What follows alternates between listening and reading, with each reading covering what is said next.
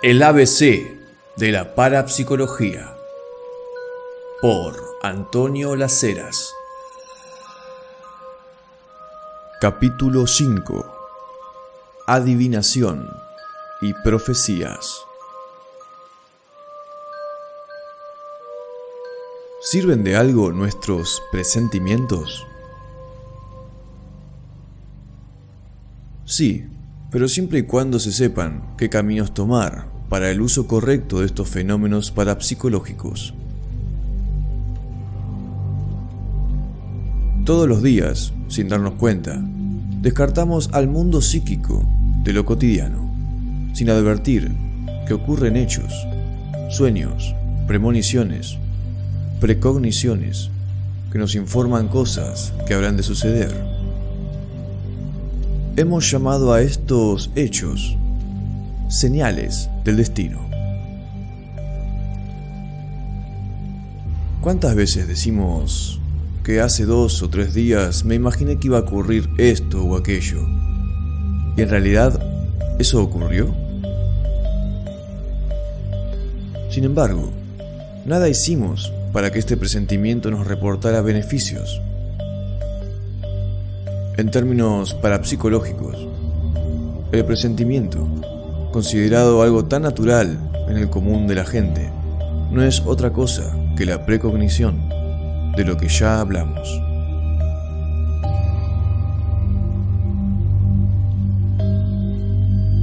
Esas señales del destino pueden permitir una vida más agradable y llena de posibilidades nuevas. Si recorremos la historia, nos enteraremos que Sócrates, el eminente filósofo griego, no vacilaba en afirmar que jamás ignoraba el llamado de las voces interiores que le indicaban cómo debía encarar el diario a vivir. Solo hay que estar dispuesto a escucharlas.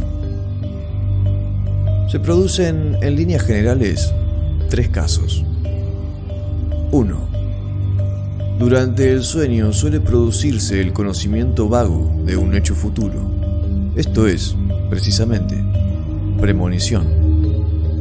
Pueden estar allí las respuestas a algunos problemas que nos aquejarán durante el día. 2. Una sensación nos invade con certeza absoluta acerca de la forma en que debe hacerse una determinada cosa. Se trata de la intuición.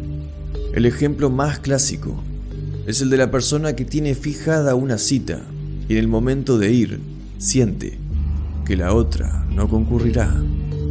Luego, así ocurre. 3. Mientras alguien está ocupado en una determinada actividad, repentinamente aparece en su mente una imagen sobre algo futuro. Se presenta con absoluta claridad y no hay dudas de que todo sucederá de la manera que se imaginó. Es el fenómeno de la precognición. Recordemos, conocimiento cierto de un hecho futuro obtenido por vía extrasensorial. Desde que el ser humano existe sobre la faz de la Tierra, buscó formas para conocer aquello que estaba vedado a sus 5 sentidos. Surgió así la adivinación, que tiene diversas técnicas: tarot, quiromancia, I Ching, numerología, entre otras. De nuestras investigaciones se deduce que funcionan de la siguiente forma. Los índices de acierto varían, especialmente con las condiciones psíquicas del adivino. Su estado emocional provoca variaciones en la eficacia de la consulta.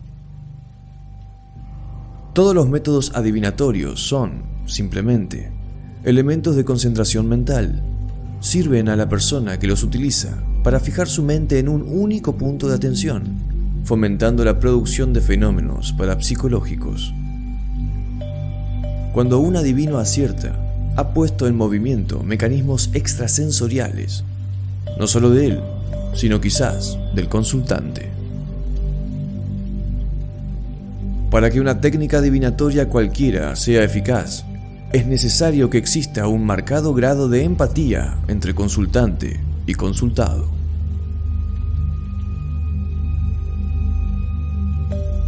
La adivinación no es otra cosa que la puerta en evidencia de los fenómenos extrasensoriales aislados o en combinación.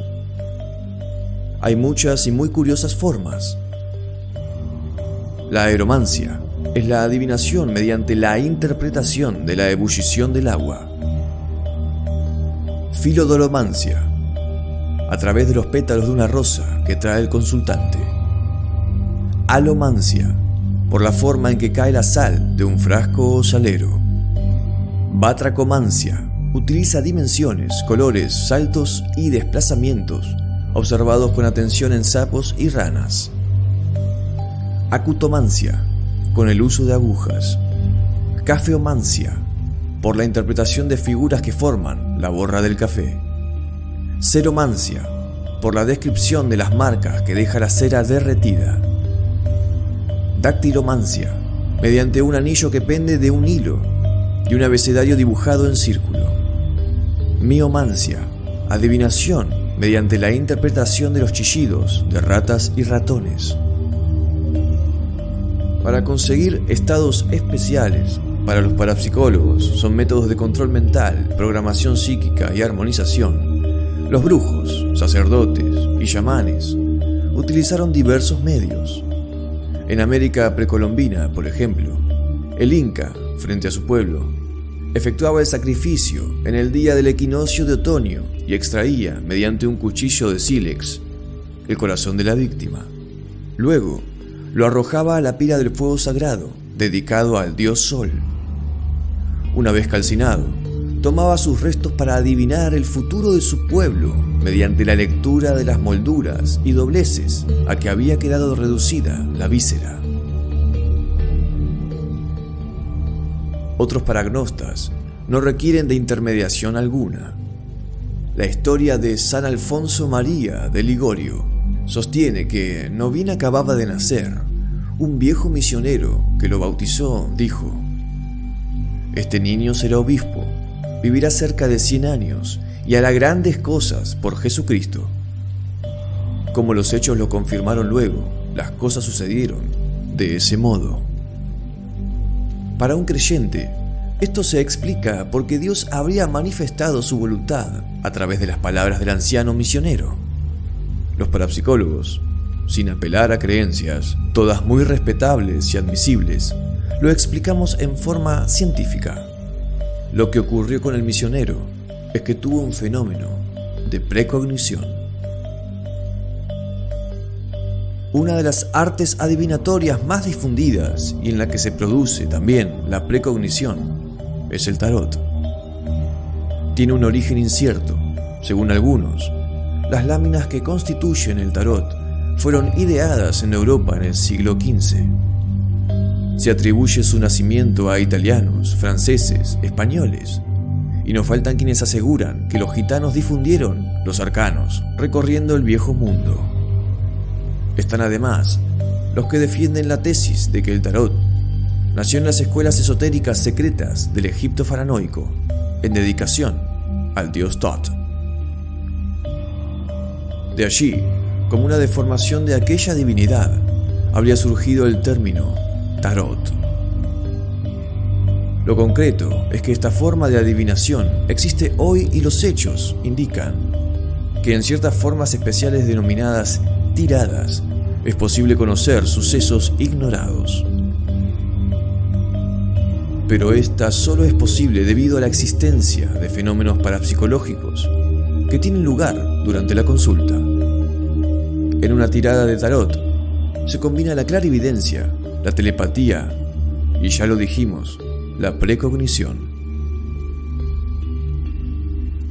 En las sesiones del primer Congreso Argentino de Tarot que organizamos en 1984, los investigadores reunidos coincidieron en que también ocurren fenómenos de naturaleza psiquinética. Esto significa que la caída, valga la expresión gráfica, de las láminas es guiada por una fuerza dirigida por el inconsciente, que es el potencial parapsicológico. Si tienen lugar una serie de condiciones, armonía emocional, empatía con el consultante y capacidad para acceder a contenidos del psiquismo profundo, el tarotista efectuará aciertos precisos. se producirá la apertura del canal extrasensorial. Las láminas son un excelente soporte para favorecer la concentración psíquica necesaria y recibir el suceso adivinatorio. ¿Cómo el tarotista, además, puede relatar hechos del pasado? A través de la telepatía, cuando lee el contenido mental del consultante, aunque los guarde en su psiquismo profundo y estén prácticamente olvidados. ¿Se puede conocer lo que pasará en el futuro, entonces? Es una inquietud que, a pesar de la evidencia a favor y en contra, perdura en los siglos. El doctor Carl Jung se refiere al principio de sincronicidad. Utilizó la expresión sincronicidad para indicar sin tiempo. Cronos fue el mitológico dios griego del tiempo. El principio sostiene que en el tiempo medido por nuestros relojes hay elementos que tienen otros vínculos. Así, puede explicarse por precognición que hoy conozcamos un hecho que ocurrirá dentro de unos días o meses. La respuesta es afirmativa. Hay modos de conocer qué ocurrirá en el futuro sin apelar a la deducción racional o bien referir hechos que jamás habríamos podido inferir. Cuando se le pregunta al padre González Quevedo si una persona puede conocer el futuro, él responde: yo digo que el humano capaz de conocer aquello que libre y casualmente sucederá. Veamos uno de los tantos escritos que nos ofreció el sacerdote jesuita. Si existe la precognición, dice, ¿por qué entonces prohibir a los adivinos? Muy bien, porque nadie puede controlar esta facultad. Es esencialmente espontánea e incontrolable. Recordemos el caso del Titanic y el señor que iba a viajar, pero a último momento suspendió su viaje por tener un sueño que anticipó la tragedia. Esto no quiere decir que exista el destino, sino que el hombre es capaz de conocer aquello que libre y casualmente sucederá. Siendo la precognición una facultad espiritual, no se somete a las leyes del tiempo ni el espacio como la materia.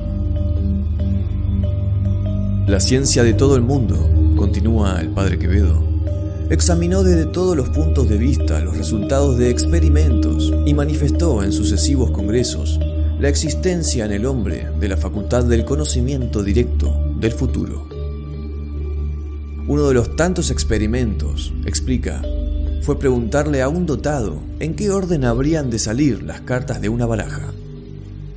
Cuando muchos dotados lo adivinaron, se dijo que el dotado podía influir sobre quienes las barajara. Se construyeron máquinas especiales, pero los éxitos continuaron. Se dijo después que podría haber un influjo inconsciente sobre las máquinas, telequinesis. Y se pasó a cortar el mazo de cartas de acuerdo con la temperatura máxima y mínima de determinada fecha futura. Los datos continuaron previniendo cómo quedaría el orden de las cartas. Por último, el padre Quevedo señala que no deben descartarse las facultades de adivinación y es aconsejable que todas las personas se preparen mentalmente para recibir señales de hechos futuros. Algunas de esas señales se reciben tradicionalmente a través de las velas. Desde los tiempos más remotos, las velas fueron utilizadas por magos, brujos y estudiosos del poder mental. A esta altura de la ciencia, podemos afirmar que fomentan nuestro poder de sensibilidad y sirven para contrarrestar las energías negativas. Por algo siguen siendo importantes en todas las religiones. Hay una serie de creencias que involucran a las velas. Aunque algunas son de discutible credibilidad, no creemos que esté de más recordarlo. En la Edad Media, la magia y la brujería tuvieron su auge. La bruja y el mago, obviamente, se convirtieron en personajes que forman parte de la historia. Con las velas, las brujas hacían sortilegios y los magos las utilizaban para encantar seres y cosas. Se decía que las velas atraían a los espíritus del bien y el mal. Han pasado muchos siglos pero hoy estamos en condiciones de señalar que a través de ellas puede canalizarse gran cantidad de nuestra energía. Para quienes las saben interpretar, las velas ofrecen respuestas a numerosas inquietudes, de acuerdo con la forma en que se presenta la llama. En la actualidad, los parapsicólogos solemos usar ciertos elementos que favorecen la producción del hecho extrasensorial. Lejos están los días en que eran necesarios el vaso de agua o la esfera de cristal, aunque algunos, muy pocos, continúan usándolos. Normalmente, nos valemos de una conversación con la persona, o si está ausente, su foto, su escritura, o su nombre completo y la fecha de nacimiento. Todos estos datos sirven, precisamente, para concentrarse sobre ellos y favorecer el fenómeno que, desde lo más oscuro de los tiempos, la humanidad lo llamó adivinación, y que la ciencia moderna bautizó como sucesos extrasensoriales.